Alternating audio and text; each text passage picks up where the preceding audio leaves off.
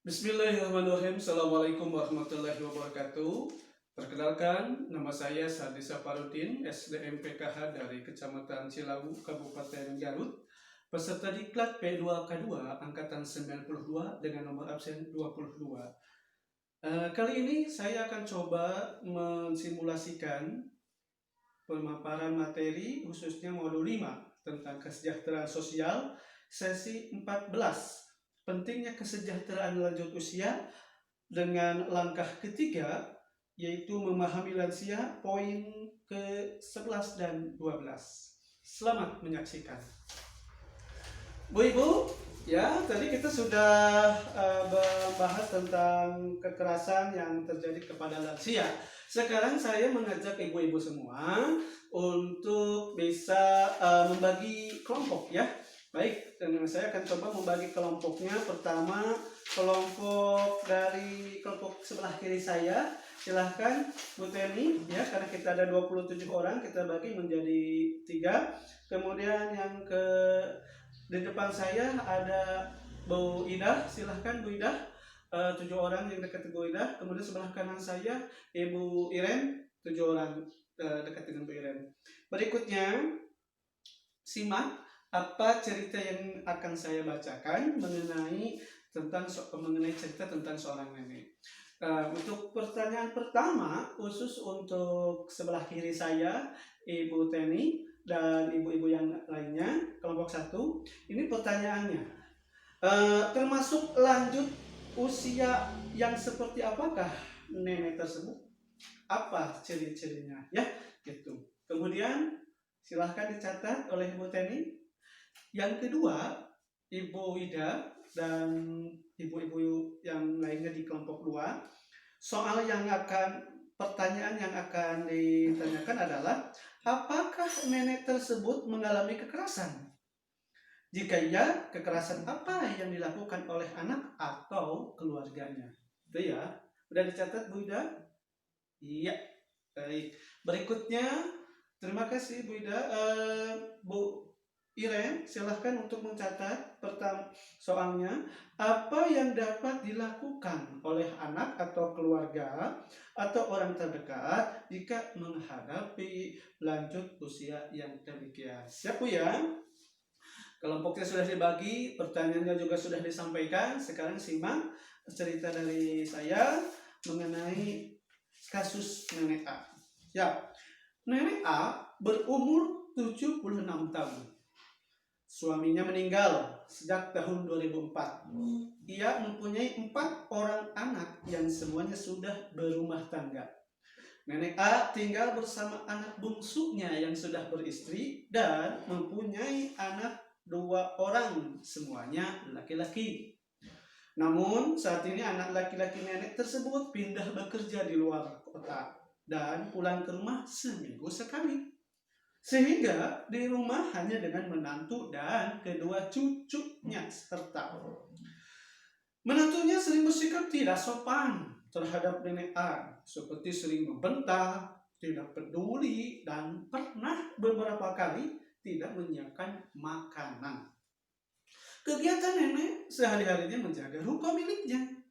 Namun akhir-akhir ini ia sering ditipu oleh pembeli orang yang mengatasnamakan menantunya untuk mengambil barang dagangan jika menantunya sedang tidak ada di rumah.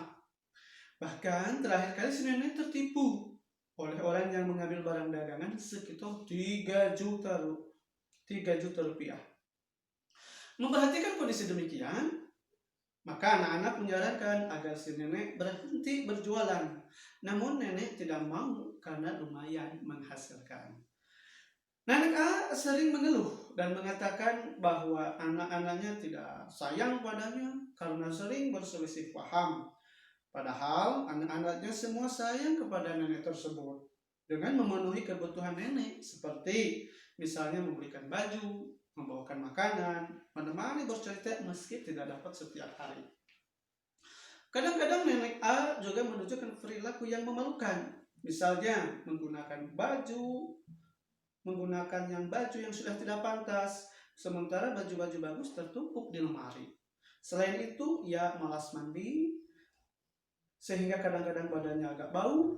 Nenek A terkadang keras kepala, sulit diberitahu, dan seringkali membuat kesal menantu dan bahkan anak-anak nenek yang lainnya. Ya, silahkan untuk ibu-ibu catat, jawab pertanyaan yang sudah tadi saya sampaikan. Nanti kita akan menanggapi ya dari setiap kelompok.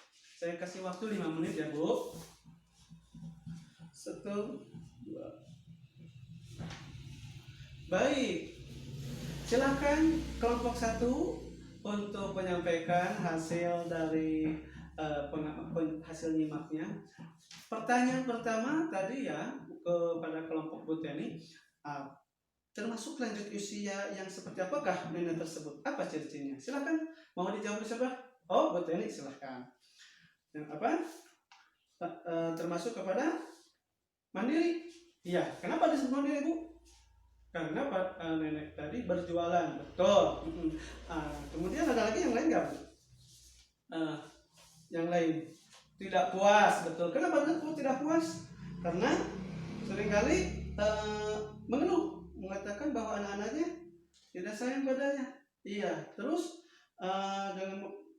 dengan apa lagi Bu? Tidak peduli keras kepala, betul. Seringkali membuat kesal menantu, betul. Kemudian sudah diberi baju tapi masih baju yang ya, terima kasih. Jadi kalau dari Bu Teni katanya itu nenek tersebut satu mandiri, kalau dilihat dari tadi mungkin dia berjualan ya. Kemudian karena bisa mengisi kekosongan dalam aktivitasnya. Kedua, katanya tidak puas lantaran tidak puas lantaran ada hal-hal yang seringkali menyatakan bahwa dirinya itu tidak dipedulikan, padahal peduli. Ada yang mau menanggapi? Silahkan Bu Iren. Silahkan Bu Iren, bagaimana? Kenapa? Bingung? Oh iya, kenapa disebut bingung Bu? Ciri-cirinya? Ya, karena betul, kadang-kadang baju yang sudah diberikan yang bagus ya dipakai yang tidak bagus. Ya, terima kasih Bu Teni, terima kasih Bu Iren yang sudah menanggapi ya untuk soal yang pertama. Berikutnya kita ngobrol yang soal kedua ya dari kelompok 2 Bu Ida. Silahkan Bu Ida. Apa jawabannya? Soalnya untuk diingatkan kembali yaitu apakah nenek tersebut mengalami kekerasan? Jika ya, kekerasan apa yang dilakukan oleh anak atau keluarganya? Iya, kenapa Bu? Kenapa ada kekerasan? Ada. Oleh siapa? Menantunya. Apa cirinya? Membentak. Terus tidak peduli bahkan tidak beberapa kali tidak memberikan makan. Betul ya. Dari cerita tersebut kita simak. Ada yang mau menanggapi? Silahkan Bu Teni. Kenapa?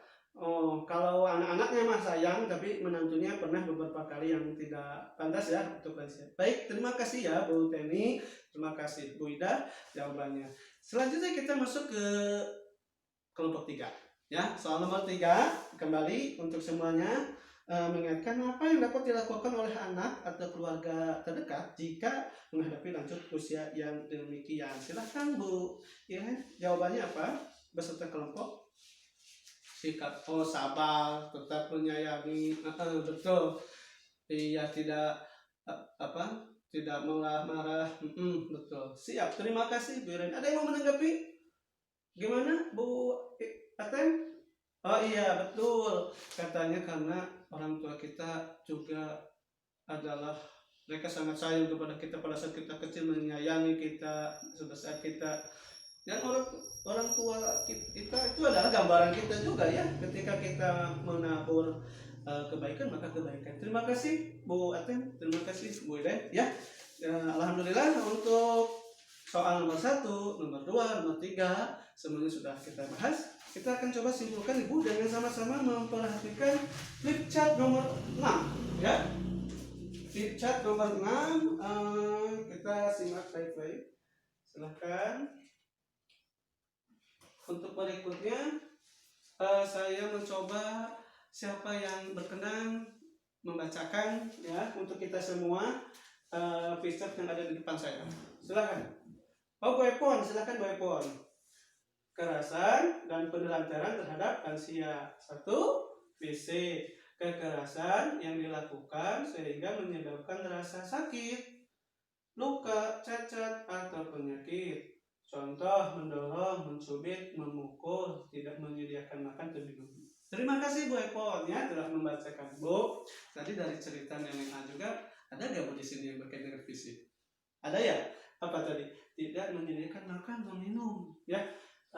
Kemudian kalau memukul tadi ada nggak? Nggak ada. Ya, mendorong tidak ada. Ya, tapi kalau tidak menyediakan makan itu sudah masuk fisik ya. Baik, terima kasih Bu Epon. Berikutnya silakan ada yang lain. Ya, Bu Swasti, silakan Bu Swasti. Nomor 2 ya. Ya, verbal atau kata-kata tindakan yang menggunakan kata-kata yang sering menyakitkan, menyebut nama saja, menghina, mengancam, menakut-nakuti, membentak, marah dengan kata-kata. Terima kasih Bu Swasti telah membacakan untuk kita ya. Bu, dari cerita Nenek A tadi ada nggak? Ada. Yang mana Bu? Betul, membentak. Itu membentak bagian daripada verbal karena dengan kata-kata akan meluluhantahkan seorang hati lansia. Ya, hati seorang ibu atau lansia, ibu kita itu sakit ketika dibentak oleh anaknya. Dan ya, ketika melahirkan mereka sakit, tapi ada Bu yang lebih menyakitkan. Apa? Ketika orang tua kita dibentak oleh anak kita, maka Bu, maaf, jangan sampai hal itu terulang ya Bu, jangan sampai hal itu terjadi. Terima kasih Bu Swasti. Berikutnya yang ketiga, silakan. Oh iya Bu Tuti, bagaimana Bu Tuti? Nomor 3, silakan. Emosi, tindakan atau sikap yang menimbulkan rasa tidak nyaman bahkan trauma, termasuk penelantaran. Contoh, membiarkan lansia sendirian, membatasi bertemu teman, tidak peduli, mendiamkan, penelantaran. Kalau di cerita tadi ada nggak Bu dari segi emosi dari contoh ini? Sepertinya tadi hanya membentak ya Bu ya, membentak, kemudian apalagi tadi Bu? Tidak memberi makan, kemudian tidak peduli. Oh, ternyata tidak peduli ada di sini, termasuk kepada apa? Emosi. Terima kasih ya Bu. Oke, baik. Berikutnya Bu Tuti, terima kasih Bu Tuti ya. Yang terakhir, yang keempat, silahkan untuk yang membacakan siapa? Oh iya, silakan Bu Sumarni, silahkan. Yang keempat, finansial, penyalahgunaan harta milik benda. Contoh, memanfaatkan uang lansia, menggunakan tanpa izin, tidak memberikan keleluasaan menggunakan uang. Ada Bu di cerita tadi dengan A? Kalau nggak ada ya, kalau untuk keluarganya nggak ada karena memang yang tadi ditegur itu bukan keluarganya tapi orang lain. Tapi ada nggak contoh di sini? Misal tadi tidak memberikan keleluasaan. Apakah di cerita nenek tadi ada? Ya, itu tidak ada karena niatan mereka itu baik ya, anak-anak itu supaya tidak tertipu lagi, bukan karena menyalahgunakan harta si nenek ya. Baik, terima kasih ya Bu Ibu, kelompok 1, kelompok 2, kelompok 3. Selanjutnya kita akan masuk ke langkah ke poin berikutnya ya, untuk lembar kerja 2. Silahkan untuk dibuka. Demikian simulasi video modul 5 mengenai kesejahteraan sosial yang dapat saya tampilkan. Terima kasih atas perhatiannya. Mohon maaf atas segala kekurangan. Khususnya kami haturkan terima kasih buat Ibu Dokter, Ibu Dewi yang sudah membimbing dan memberikan arahan bagi kami. Akhirul kalam, billahi taufiq wal hidayah. Assalamualaikum warahmatullahi wabarakatuh.